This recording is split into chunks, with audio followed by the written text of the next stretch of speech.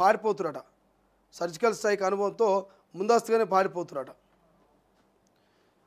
ఖజానా ఖాళీ చేసి మాపై నిందల కేసీఆర్ ప్రసంగంలో అభద్రతా భావం అక్కస్సు. సీఎం రేవంత్ రెడ్డి అవసరాలను బట్టి మోదీ కేసీఆర్ మాటలు మారుస్తారు.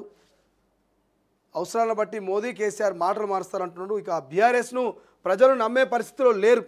కేసీఆర్ పిల్లగాలను అసెంబ్లీకి ఎందుకు పంపిస్తున్నాడు? అరెస్టు విషయంలో తొందరపడడం, చట్టం ప్రకారం నడుచుకుంటాం.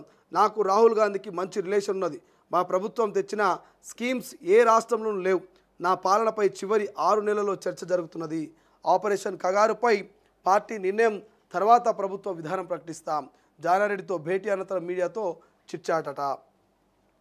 రాష్ట్ర ఖజానాను ఖాళీ చేసి కేసీఆర్ తమపై నిందలు వేస్తున్నారంటూ సీఎం రేవంత్ రెడ్డి ఫైర్ అయ్యారు. కేసీఆర్ ఎలకతుర్తి సభలో చేసిన ప్రసంగంలో స్పష్టత లేదని, ఆయన అభద్రతా భావంతో అక్కస్సు వెళ్ళగక్కారని అన్నారు.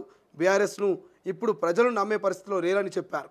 మావోయిస్టులతో చర్చలు జరపాలని ప్రజా సంఘాలు ప్రతినిధులు కోరిన నేపథ్యంలో సోమవారం ఉదయం హైదరాబాద్లోని జానారెడ్డి నివాసానికి సీఎం రేవంత్ వచ్చారు.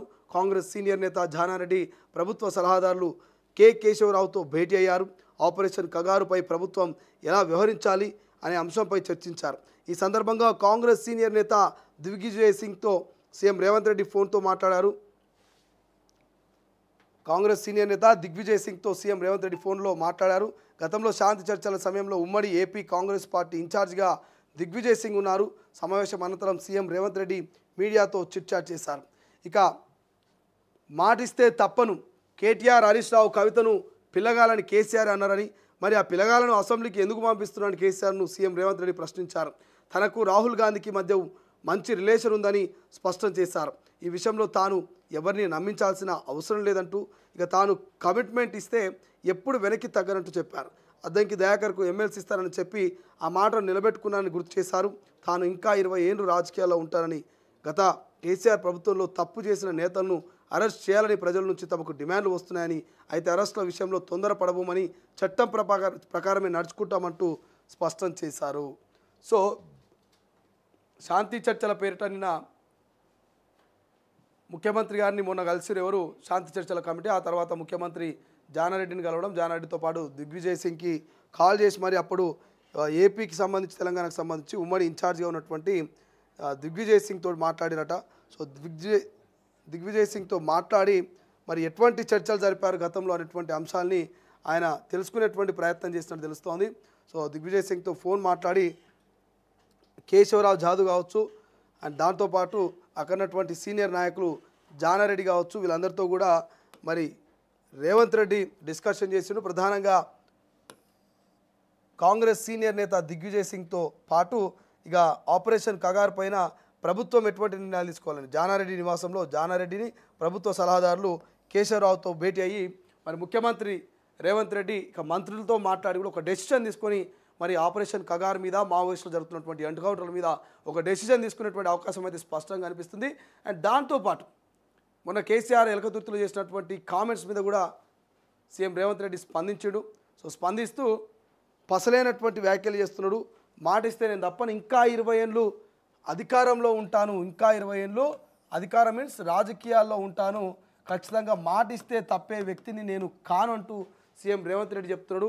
అద్దంకి దయాకర్ లాంటి వాళ్ళకు నేను మాట ఇచ్చిన ప్రకారం నిలబెట్టుకొని ఎమ్మెల్సీ ఇచ్చిన అని చెప్పి రేవంత్ రెడ్డి చెప్తూ, సో కేసీఆర్ మరి కేటీఆర్ను, హరీష్ రావును, కవితను పిల్లలు అంటున్నారు. మరి పిల్లలతోటి కాదు, పెద్ద మనిషి నువ్వేరా, మీతోటి మేము మరి అసెంబ్లీలో డిస్కషన్ చేస్తాం, ఢీకొంటాం, ప్రశ్నల వర్షం కురిపిస్తాం అన్నట్టుగా మరి రేవంత్ రెడ్డి వ్యాఖ్యలు కనిపిస్తా ఉన్నాయి. నిన్న మీడియా చిట్చాట్లో చెప్పారు.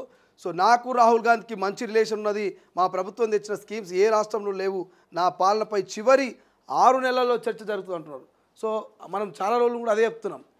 కాంగ్రెస్ పార్టీ కొన్ని సక్సెస్ అయినాయి, కొన్ని ఫెయిల్ అయినాయి, 6 గ్యారెంటీలు నెరవేరలేవు, ఇవన్నీ డిస్కషన్ నడుతున్నది. ఇవన్నీ కాదు, ప్రజలకు ఎన్నికలకు వెళ్ళే 6 నెలల ముందు మరి ఈ ప్రభుత్వం గడిచిన 4.5 ఏళ్లలో ఏం చేసింది అనేది మరి కాంగ్రెస్ పార్టీ ఎట్లా ప్రజలకు తీసుకుపోతుంది, కాంగ్రెస్ పార్టీని మరి ప్రజలు ఎట్లా విశ్వసిస్తారు అనేది మనకు లాస్ట్ 6 మంత్స్లో రిజల్ట్ వస్తుంది. అప్పటిదాకా కాంగ్రెస్ పార్టీని మనం అనలైజ్ చేయలేకపోతాం. ఇది కరెక్టు, ఇది తప్పు, ఇది చేసింది, ఇది చేయలేదు, ఇది నెక్స్ట్ అధికారంలోకి వస్తుంది రాదనేది మనం పూర్తి స్థాయిలో చెప్పలేము. ఎందుకు చెప్పలేమంటే ఇట్లా కారణాలు ఉంటాయి. చివరి 1 ఇయర్లో కూడా మరి సంక్షేమ పథకాలు తీసుకురావచ్చు. చివరి 1 ఇయర్లో ఏదైనా ఒక మార్పు రావచ్చు కాంగ్రెస్ పార్టీ నుంచి. ఎందుకంటే గతంలో కేసీఆర్ కూడా ఇచ్చిన హామీల కంటే చెప్పని కొన్ని పథకాలను కూడా చెప్పిండు. దళిత బంధు గురించి ఎక్కడ చెప్పలే గతంలో కేసీఆర్, కానీ దళిత బంధుని తెర మీద తీసుకొచ్చాడు.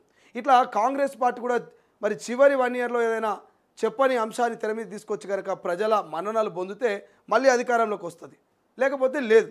సో రేవంత్ రెడ్డి కూడా అదే అంటుండు. ఏమంటుండు, చివరి 6 నెలలు చర్చ జరుగుతుంది మా ప్రభుత్వం మీద, మా పరిపాలన మీద, మీకే అర్థమవుతుంది. ఖచ్చితంగా మరి కేసీఆర్ అన్నట్టు పిల్లగాళ్ళని అసెంబ్లీకి ఎందుకు పంపిస్తున్నాడు, వాళ్ళని కాదు మీరు రండి అంటున్నాడు. ఇక అరెస్టుల విషయంలో ప్రజలే మమ్మల్ని అడుగుతున్నారు, ఎప్పుడు అరెస్ట్ చేస్తారు, ఎప్పుడు మరి విచారణలు పూర్తి అయితేని అడుగుతున్నారు. చట్టం తన పని తాను చేసుకుపోతూ తొందరపడమంటూ రేవంత్ రెడ్డి నిన్న మీడియాతో మాట్లాడినటువంటి పరిస్థితి మనకు కనిపిస్తూ ఉంది. రైట్గా ఇంకొక వార్త కనిపిస్తుంది ఇక్కడ. చీఫ్ ఇన్ఫర్మేషన్ కమిషనర్గా చంద్రశేఖర్ రెడ్డి